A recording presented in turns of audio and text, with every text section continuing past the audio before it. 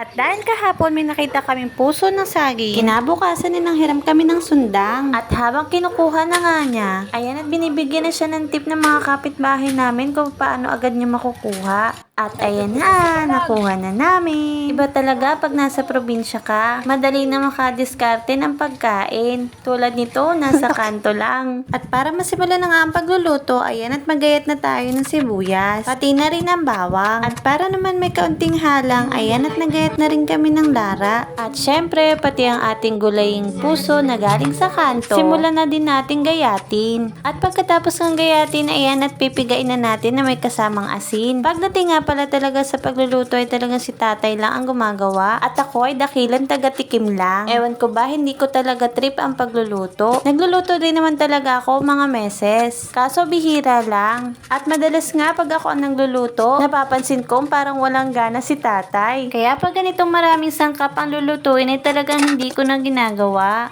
Kasi baka walang kumain, sayang naman. Ang talent ko talaga ay taga-tikim lang. Yung tipong sasabihin ko lang kung matabang o hindi. Pero alam nyo, pag wala naman si tatay, talagang no choice. At dahil naman kami lang ng mga bata ang kakain, hindi na makakapagreklamo ang mga yon kung masarap ba o hindi. At pagkatapos nga ng pagpiga sa puso ay ayan, ito namang niyog ang pipigain. Habang tinitingnan ko nga ang proseso, kung anong daming piniga, yun din ang dami ng mahugasin. Diyos ko, mapapakamot ka na lang sa ulo. At kung ako nga ang nagluto, nako, parang gusto kong i-rewind na wag na lang kunin yung puso sa puno sa kanto. At ayan na, sa wakas ay ready na ang mga sangkap. Sa wakas ay masisimulan na ang pagluluto. Pagbuhay na nga po ay kaunting mantika para sa paggisa. Sunod na ilagay ang bawang sibuyas. Partida pa yan mga meses. Habang nagluluto ay inaatake ng allergy niya. Siya nga ni daw po ay sibuy singhot. At habang nagigisa ng bawang sibuyas, ayan at isasama na niya ang lara. Sunod na nga ay ang pinigang puso. At lalagyan daw ng kaunting paminta. Sunod na nga ay ang gata.